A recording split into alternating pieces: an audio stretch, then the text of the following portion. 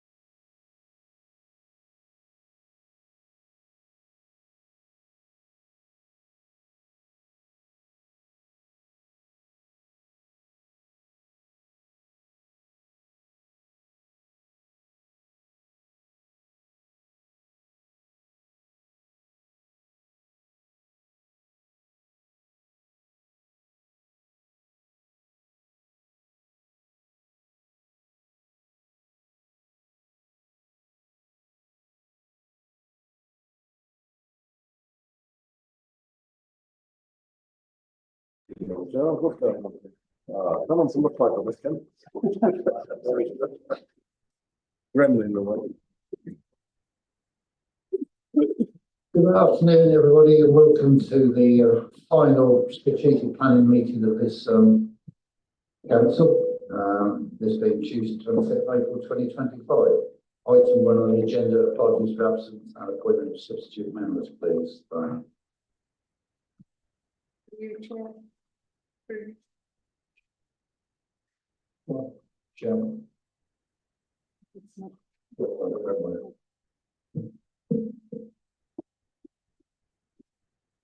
Through you, Chair, we have apologies for absence from Councillor Anne Addison and Councillor Alan Chandler. No substitutes. Thank you very much. Item 2, do any members have a declaration of interest in the matters posted on the agenda? If so, please declare it now. That's a no. Item 3, you received the minutes of the meeting held on the 18th of March 2025. My thanks goes to Councillor Hollander, the mayor, sharp-eyed as ever. Where it says 16,000 jobs on page 8, it actually means 1,600 jobs. It's mentioned twice there. The minutes will be amended accordingly before they're published. Do we accept those therefore with that amendment to be a true record of the meeting? Thank you very much. Chair's announcements. The usual instructions under the Openness of Local Government Bodies Regulation 2014. Members of the public or those party to the meeting are permitted to film, broadcast or report on the meeting subject to the efficient running of the meeting not being affected. Only those people who have registered in line with the committee's speaking procedure can address the committee.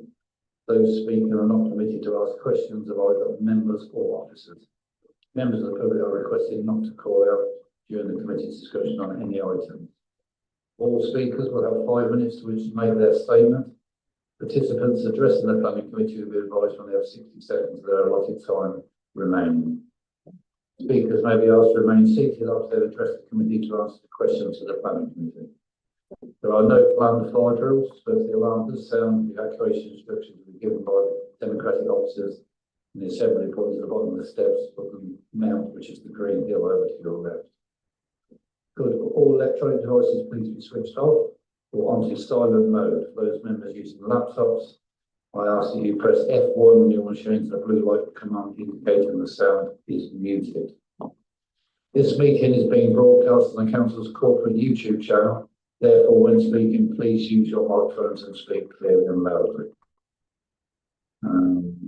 For the benefit of those watching on YouTube, I'll introduce the top table. On my far right from Democratic Services, Diana Davis. On my right is Catherine Hall from the Legal Department. Myself, Phil Bingle, the Chair. On my left is Simon Ellis, Head of Planning. On his left is Nikki Scaife, who is the Head of Major Projects. And on the end is, just to mess me about. And the other person who's going to be doing the case officer bit is Eamon McDowell. Thank you very much indeed. Right, so we'll move on to item 5, which Eamon will present, which is Apex Park Phase 4 site in Daventry. Thank you, Eamon.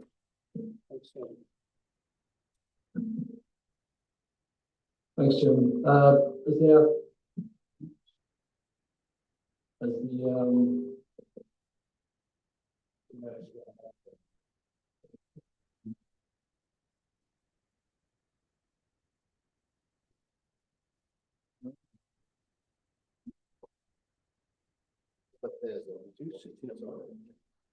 That's a naughty corner.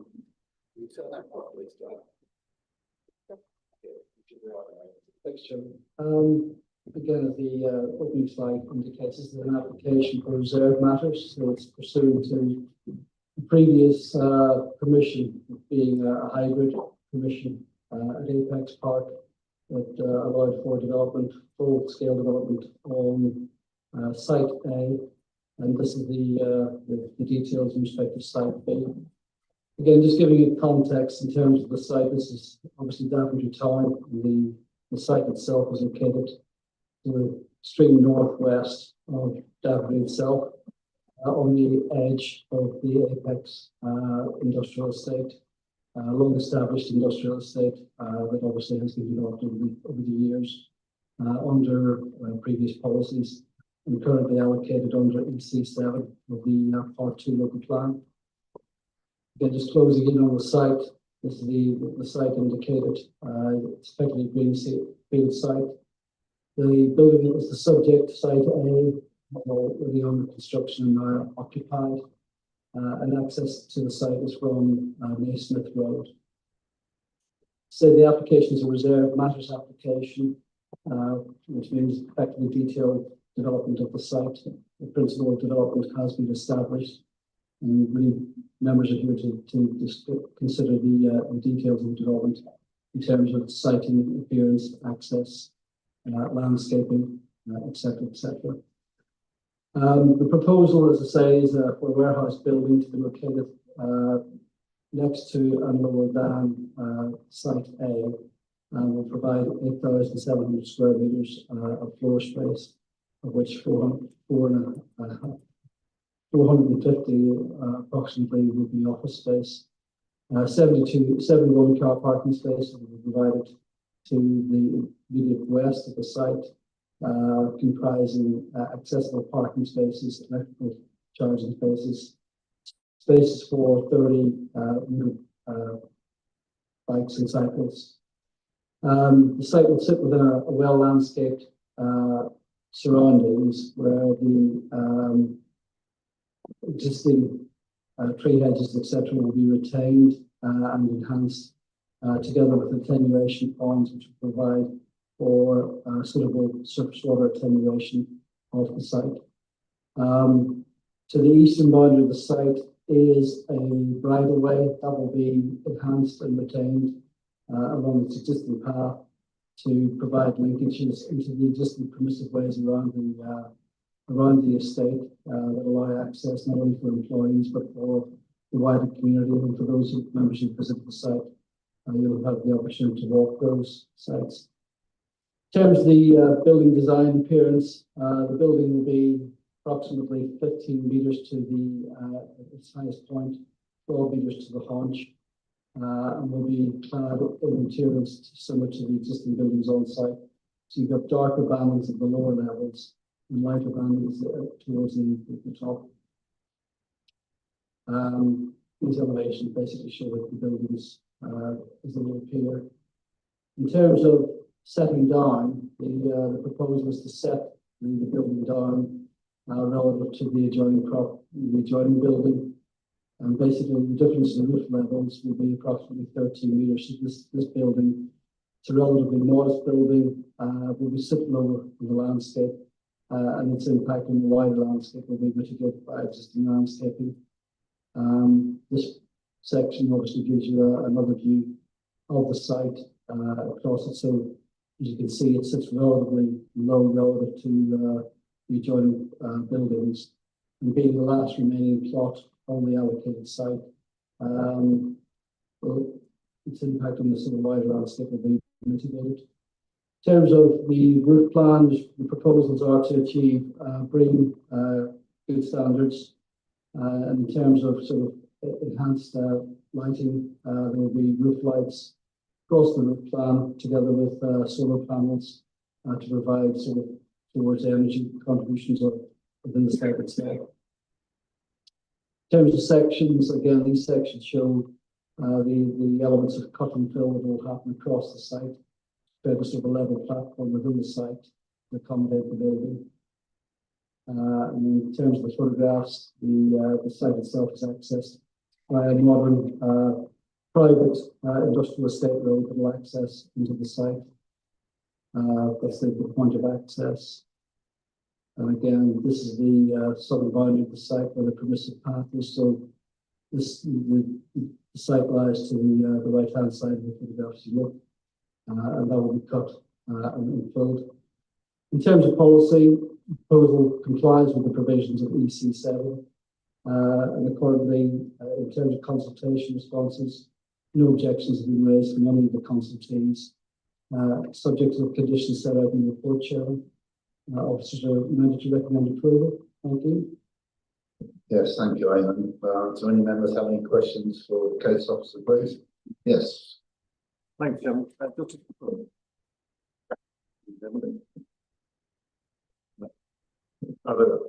Just a question on that. So in terms of the picket fencing that runs around the site, that borders the site, whose responsibility would that be? Yeah, through the chair, that's entirely the responsibility of Prologis, the applicants. They run and maintain the estates, but they all own. That's a common feature of Prologis. And is that fencing we're seeing now on the right, is that on their estate? Yes. Thank you. Any other questions? Yes. Councillor Pritchard, please. Thank you, Chair. With regards to,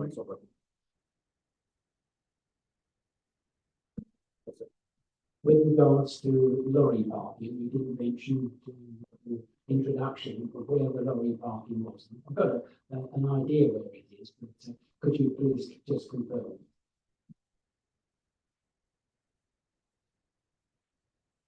Sorry, Chair, I'll just pull up the, yeah, but basically, all HGVs will approach the site along the existing, access road into the site and then turn down along parallel to the picket fence that members just seen.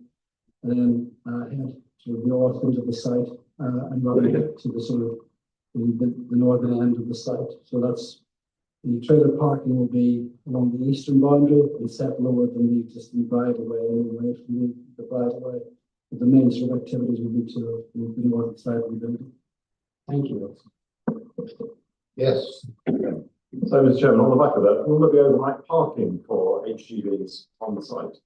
And are there services there for proper services for the drivers?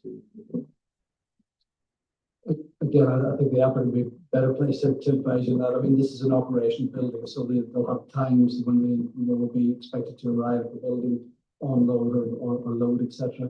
I don't think there'll be any specific overnight parking because the logistics industry tends to work on a basis of time deliveries at particular sites. So there's no specific overnight parking within this site, as I understand it. I'm sure the applicant will be able to clarify for you. Okay, that's a good question for later. Any more questions? Okay. I'll ask the applicant's agent, Caroline, was going to come forward with her assistant who may be able to give more technical help if needed. I'll take a seat.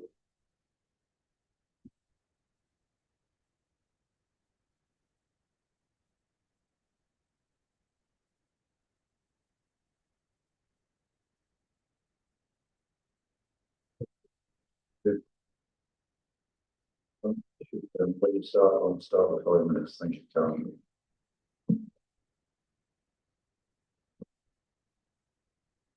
Good afternoon, everybody. My name is Caroline Musker. I'm the head of planning at Prologis. We are the long-term owner and developer of Apex Park and have been successfully managing and maintaining the estate since 2002. Apex Park is now home to major employers including Cummins, Hellman and Hankook. It supports hundreds of jobs and in the last year alone has contributed 5.7 million in local business rates to West Northamptonshire. As Mr McDowell has outlined, this application seeks reserved matters approval for a high-quality logistics unit following the principles of development established at the outline stage in 2019. It represents the final phase of Prologis Apex Park. The scheme is fully in accordance with its local plan allocation, which supports the development of Class B uses and wholly complies with the parameters of the original consent. There are 3 reasons why this application deserves your support today. First of all, jobs and long-term investment. Prologis is a major investor in West Northamptonshire, and this application continues our long-term commitment delivering jobs and economic value. Once operational, this unit will generate around 90 new jobs across logistics, warehousing and office functions, adding to the hundreds already employed across the wider park. It will also contribute approximately £284,000 per year in business rates, providing valuable income to support local services and infrastructure. The second reason, we are providing a high quality design that responds to local feedback. The design reflects the Apex Park Design Code and directly responds to feedback from Braunston Parish Council. The building features graduated cladding in muted tones, a curved roof profile, and is set into a lowered platform to reduce its visual impact and help it blend into the landscape. The landscaping strategy will include native planting, retained hedgerows, and is suited by biodiversity measures, including bat, bird, barn owl, and reptile invertebrate boxes. These have been endorsed by the Council's Ecology Officer and the Wildlife Trust. These enhancements will deliver a net gain in biodiversity, even though the development predates mandatory BNG requirements. Landscape paths will link into the existing park, walking routes to provide public access links between the existing bridleway, the amenity area and pocket park, which has already been successfully delivered to date. We're also improving connectivity along bridleway BB9 itself to support walking and cycling routes in line with policy EC7 and our Park Life principles, which aim to enhance the well-being of both employees and the local community. Comprehensive reporting for lighting and noise has been undertaken at the outline and reserve matters stage to protect residential amenity. The Council DHO has accepted this evidence and proposed planning conditions to ensure adherence to the principles by a future occupier. Thirdly, leading on sustainability. Sustainability is at the heart of the Prologis approach, as demonstrated with our latest public-facing amenity space on the park. The building will feature an all-electric heating system provided by a heat pump. Roof-mounted solar panels will achieve an EPC A+ rating, which is the highest standard for energy efficiency, meaning it will generate more energy than it consumes. It is also targeting BREEAM Excellent, reflecting best-in-practice sustainable design. In addition, 8 electrical vehicle charging bays will be provided from day one, with infrastructure in place to expand provision to the entire park as demand grows. In summary, this final phase at Apex Park delivers a high-quality employment space, excellent design, and best-in-class sustainability. It aligns with the local plan and has been shaped by community feedback. We respectfully ask for your support in approving this application. Thank you. Yes, thank you, Caroline, and well done. Thank you. Sarah, you'd like to ask the first question? Thank you, Mr. Chairman. Good afternoon, Karen. Welcome to the committee. Just a question I have in terms of the importance, quite clearly, of deliveries and the drivers behind those and pickups. In terms of the health and wellbeing facilities, the overnight, because there is an overnight requirement, not just your schedules, but quite clearly of the drivers themselves, what provision are you making and will you be making on site? So in terms of this park specifically, we don't have a dedicated lorry park. For those of you that do know Prologis, we do have a dedicated lorry park on our park at Durft. I mean, my understanding of Apex Park is I don't think there is an issue with overnight lorry parking. There are 24-hour access availability to all of the units on our park. We provide adequate parking. So if drivers do need to drive in, they can park and then drive off and leave.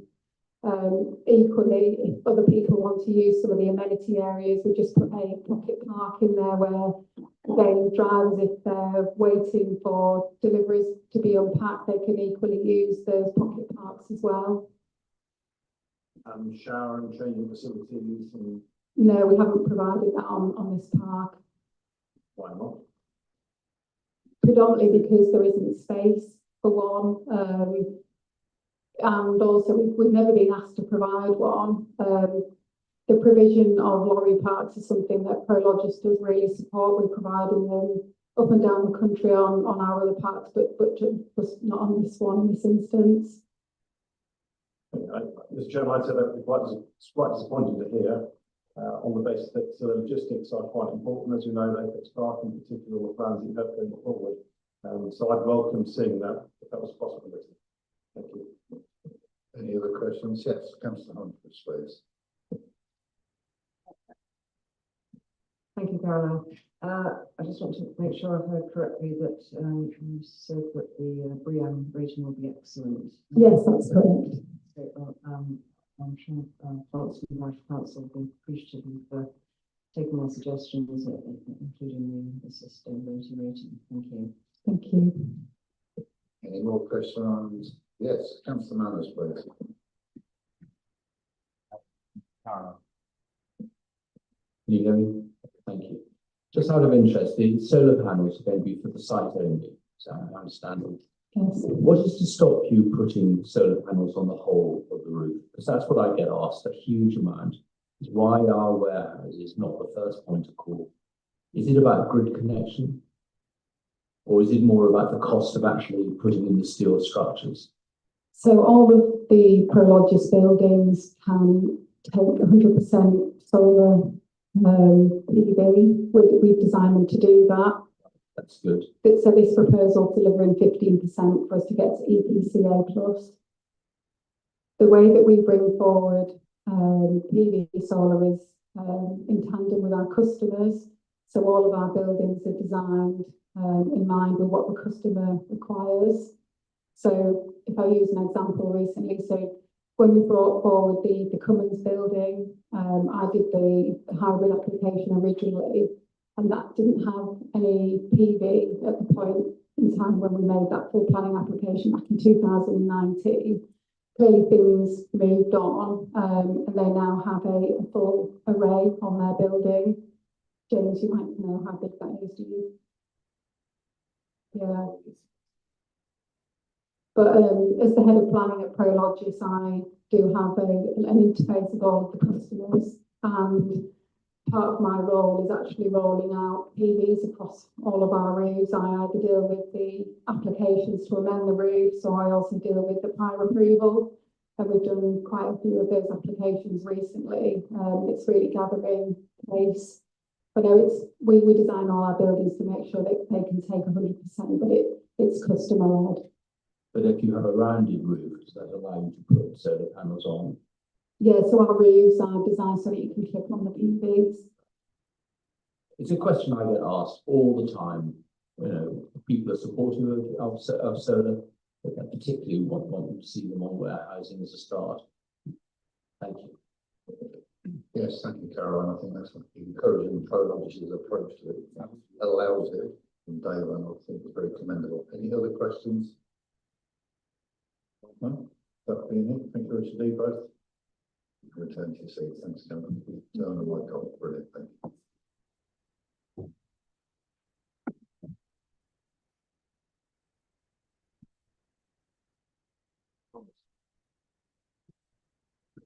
Eamon, any comebacks on what has been said, please? Yeah, thanks, Chairman. Just on the point of the lorry parking, etc. I mean, there's no requirement under the existing allocation for the estate to provide a lorry park, nor was there any requirement under the original outline permission. So it's not something that we could insist on. But yeah, again, sort of looking at Prologis, they have been quite proactively providing a lorry park to serve Durham. Very often it's a case of catching up. The whole situation, you live in the middle of the country, it's where people tend to have a time breaks and that sort of thing. So it is an ongoing situation that we are aware of. Thanks, Jim. Thank you, Eamon. Right, having heard all that, I invite you to start a debate on this. Councillor Hopkins, as ward member, do you want to start? Starting point. Thank you. Well, I propose recommends approval for the civil grounds. We have a second for that approval. Yes, thank you, Councillor Pritchard. Before we take this to a vote, do we want to discuss anything further? Councillor Pritchard, please. Thank you, Chair. In fact, I'm very impressed indeed with regards to Prologis providing the solar panels on their particular warehouse units, where in the past, up until 2 or 3 years ago, this was always a very thorny subject, and it was very encouraging to see developers putting solar panels on their units, even though they were approved, outline approval, many years ago. Yes, thank you. And the approach to the particular customer, the fact that there's a lot of clear parts in the roof anyway to enable natural lighting, so again, solar energy. So it's all balanced the UV with the natural light. and get the best that's applicable back to the customer, which I think should be encouraged. Any other points before I take this one to a vote? Right, we have a proposal from Councillor Humphries to accept the officer's application recommendation, and Councillor Pritchard a second. Those in favour of the recommendation as is, please show. That is unanimous. Thank you very much indeed. Right, moving on.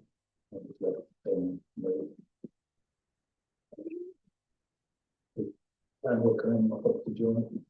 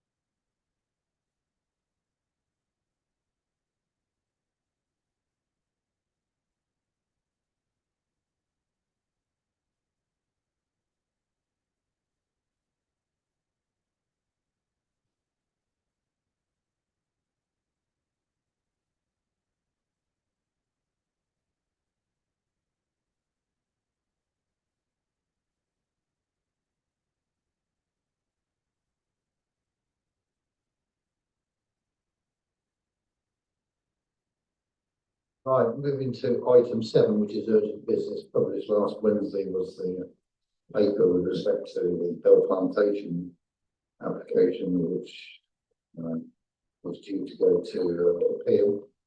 I invite Dan, Nicky and Simon to present this paper for training.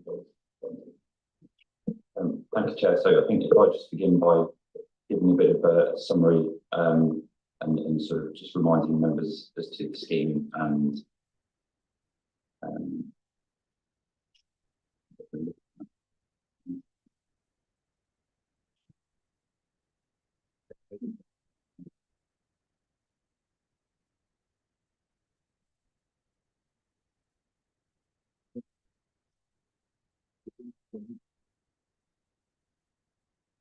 okay, so this relates to an application that actually came to committee in November of last year. It forms part of the allocation AL1, which you can see in the centre of the image there. It's the sort of more southerly part of that site.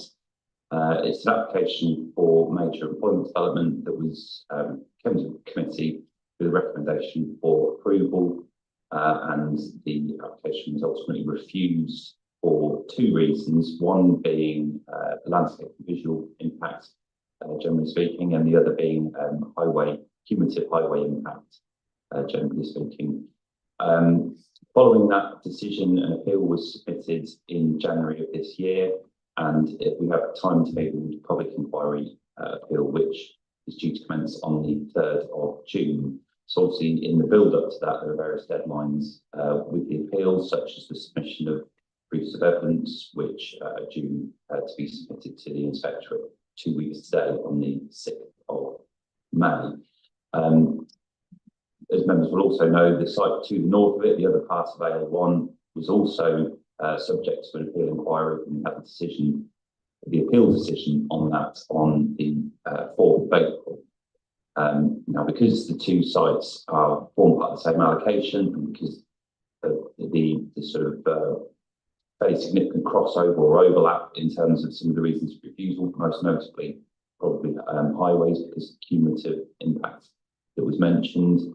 The DHL appeal has clear bearing, or is a clear relevance to the application that we're now taking to appeal on the Bell Plantation site. The planning inspectorate, as part of the Bell Plantation appeal proposal, have directed that the main parties were to submit their comments on the DHL decision within 5 working days of that decision being issued. That would have been the 11th of April. Now, the council has gone back to PINS and asked for an extension to that, and most notably because of our scheme of delegation, really we needed to bring it back before members, so that we could have a clear indication and clear decision as to how the council seeks to go forwards. So the position hopefully on that is summarised and set out in the report, and then there's a recommendation within that as to how officers propose that the matter be taken forward. But just to take you through as to exactly what the scheme was. So the application site is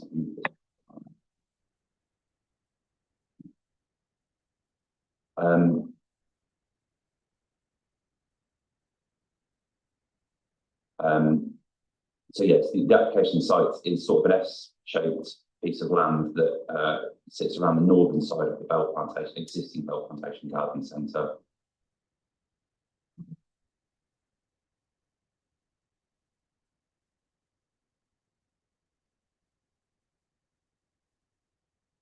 I seem to somehow have a drawing. So, sorry. So in terms of its context, the application site is this area of buildings that you can see, hopefully with the cursor down through this area here. You then have football pitches which form part of the DHL site immediately to its east.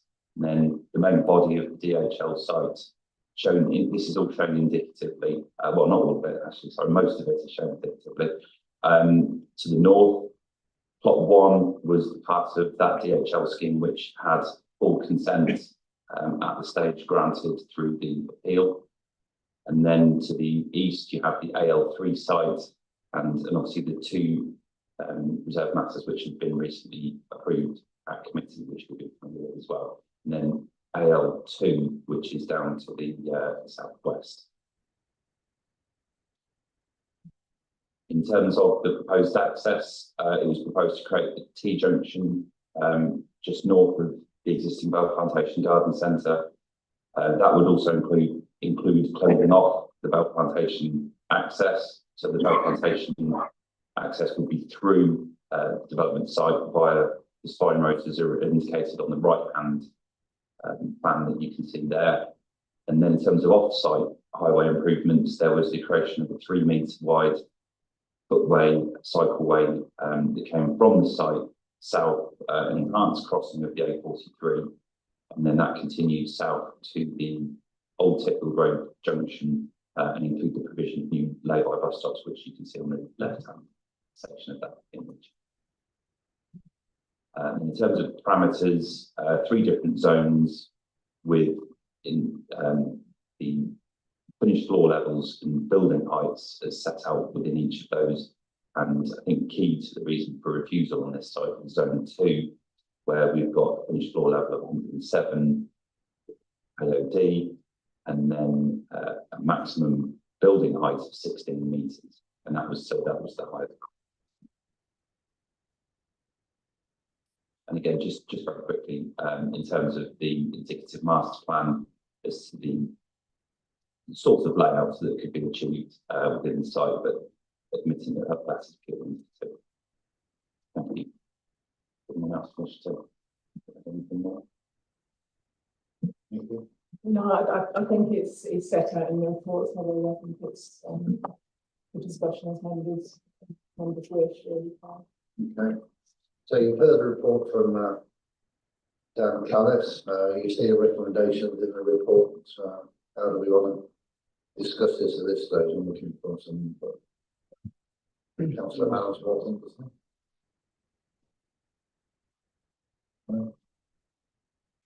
Yes. I'm not going to repeat the discussion we had last November, but I do want to say, to repeat one item, which I just think is, I cannot understand why, as planning officers, we've agreed to allow that tree hedge line to be taken down. I support the principle of the development, whether it's 16 metres or I would have preferred it to be lower. But to allow that tree, the bank of trees, which actually would also have blocked quite a large number of the sight lines coming from DHL2. I just think in retrospect, it's been a really poor decision. We shouldn't have allowed the developers to do that. There are lots of issues, and that came out in the appeal report where there were certain policies from the Western Midlands Joint Core Strategy which weren't properly transferred to the AL sites. And if we'd been firmer in that interpretation, in terms of that drafting, we wouldn't be in the position we're in now. I deeply regret that. And I also just deeply regret the point of detail that we've allowed this woodland to be taken down. I can't say we've clearly got to support this application because we've lost the appeal, which is again I deeply regret. Thank you. Thank you, Councillor. I'm turning to my officer on my left with respect to this trees and whatever. Are we any more help from you, please? Thank you, Chair. I mean, the removal of the tree belt obviously didn't form part of the council's reason for refusal, and therefore wasn't forming part of the council's defence of the inquiry in any regard. But I would just sort of to reiterate the point from when it came to committee previously. The removal of that tree belt was sort of agreed, as it were, not, in officer terms, on the basis of input from both the council's ecology and arboricultural team. The visual screening effect of the tree belt is noted, but the quality of the trees being relatively juvenile within that belt, there wasn't any, merit within them to warrant their sort of retention or protection. Thank you. Any more points of discussion? Councillor Parker, also. Thank you. Mine's just an observation, really.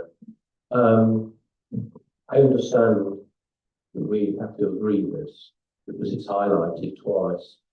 And it's only when you go through it, you actually see in point 15, 23, 31, 6.5, where the expert witnesses said they wouldn't be able to defend it.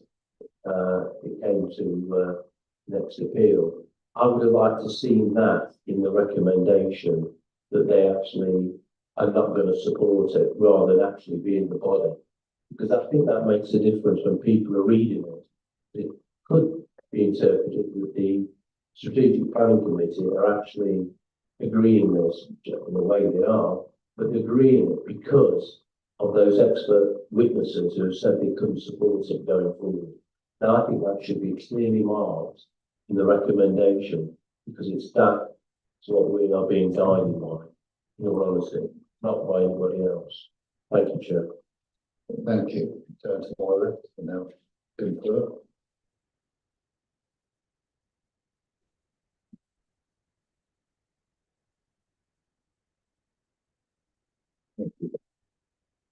We could change 1.1 of the recommendation to say that members note the opinions of expert witnesses within the committee report and agree that the council adopts the following position. I think that's clearer. I think that would be clear and icky for everybody who's reading the report, that that's what we're being guided by, not by anything else, in all honesty. Thank you. Councillor Gonzalez, Savage. Thank you, Mr. Chairman. I spoke up at the original meeting when we discussed this, and it was about, and obviously at the site visit, I drew attention to the issues about the green belt also. We were told that there was very little ecological benefit there, and quite clearly a 20-year-old, I think it was, we were given that sort of age for that area down, I don't remember, is an important factor, quite clearly. We need to take on board these comments that have been made. I was very strongly speaking about that at the meeting that we had here. I would like going forward to ensure that please we can use that example of how we have drawn attention to a green area before this large development, particularly because our area in our county has so much wonderful vibrancy around it. It is through areas such as that. I appreciate it quickly. It's not as old as a 300-year-old forest, but then Rocklin Forest doesn't have an awful lot left, and it's all of great value in those areas that have those trees. So it is important where we can to try and protect, and I would very much hope that we all have a learning curve from this, which is to try and put more attention and more value to green belt and particularly tree lines that are in existence around proposed sites.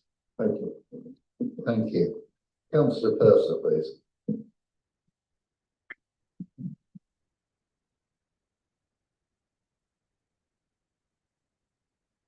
Chair, yes, I would associate myself with those comments. At the previous meeting, actually, I voted in support of this application, so I would feel obliged to continue to support it on this occasion. But I think the appeal document has some very important policy implications for West Northants Council in terms of its planning policy. I would hope that we could pick up those issues and that the Planning Policy Committee looks at those in detail so that we learn the lessons from what has gone on here, so that in 3, 5, 7 years' time, we are not still, we don't have a kind of similar experience in this. I think this is about the council learning from its experience and picking up issues that clearly we were, I would say, let down or not helped by our previous planning policies and the confusion between the West Northants policy and the South Northants policy.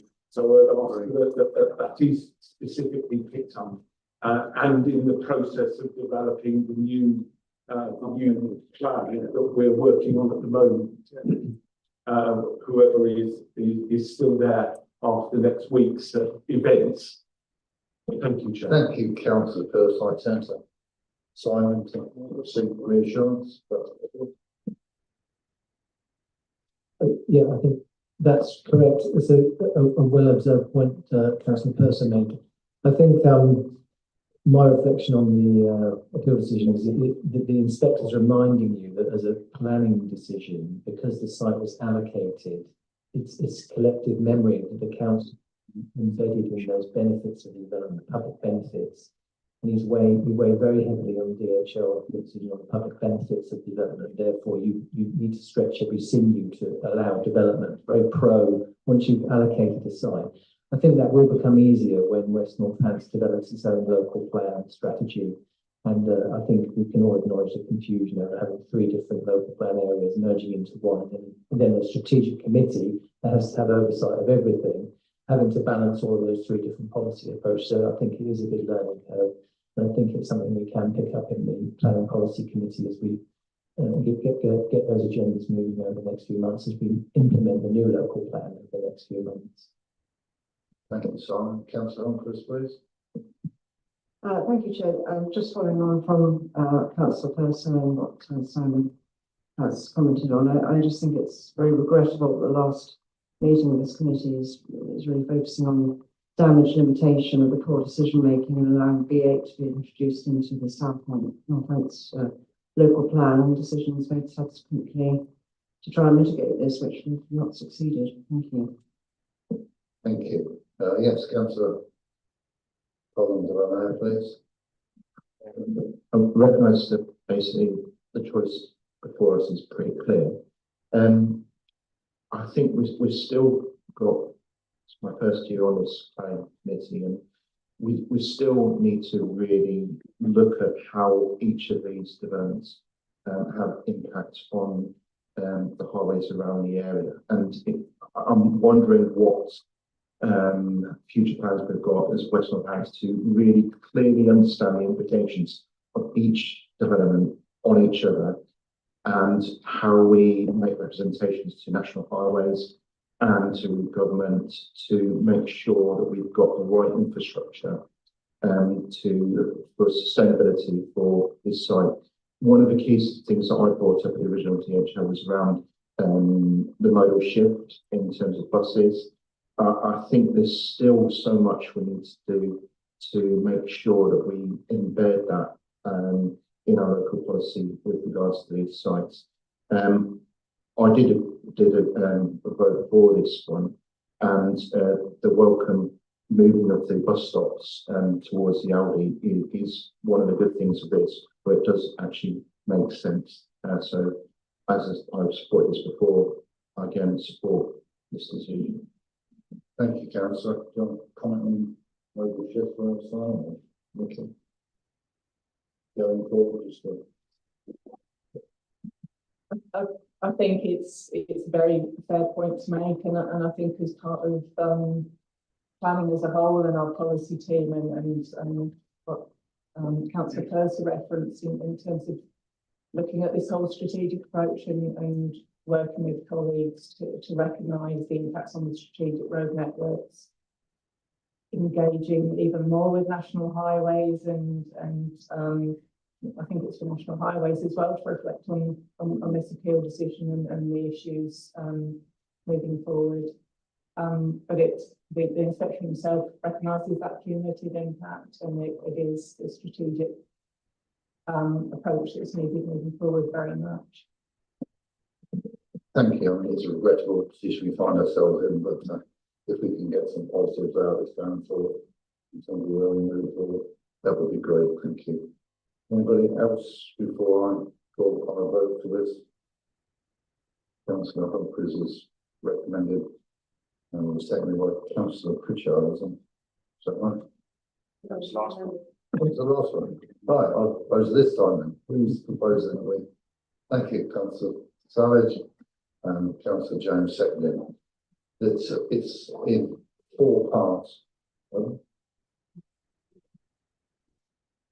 Yes, I'm going to that. So the recommendation is in 4 parts. We recommended we alter 1.1 to know the opinion of the expert witnesses. So if that's covered in that one, the second, third and fourth parts of the recommendation as posted on the papers, and I'll put with voted on. We're clearly happy with that. I'll ask for a vote, please. Those in favour? That again is unanimous. Thank you for that. Right, before I close the meeting, this is the last strategic planning meeting for us members as we sit here today. I'd like to thank each and every one of you for your input over the last 4 years. We've made some great contributions, we've had some failures, we've had success, but I think we've had an impact. I'd also like to give special thanks to Kevin, my right-hand man, who's always dependable to put me straight when I'm not quite that straight. So for those standing down, good luck in what you do in the rest of your life and whatever. For those that are seeking re-election, well, good luck next Thursday. We're all no idea really, have we? It could go anyway. I'd also like to extend my thanks to the officers, particularly Diana, who's kept us on the straight and narrow in terms of administration and such like. Catherine on my right, who's legal beagle. On my left, Simon. Down in this case, was the case of Nicky on you. Thank you all. It's been a great show. I enjoyed it, and I'd love to be here in the future, but only time will tell. Thank you all. Meeting closed.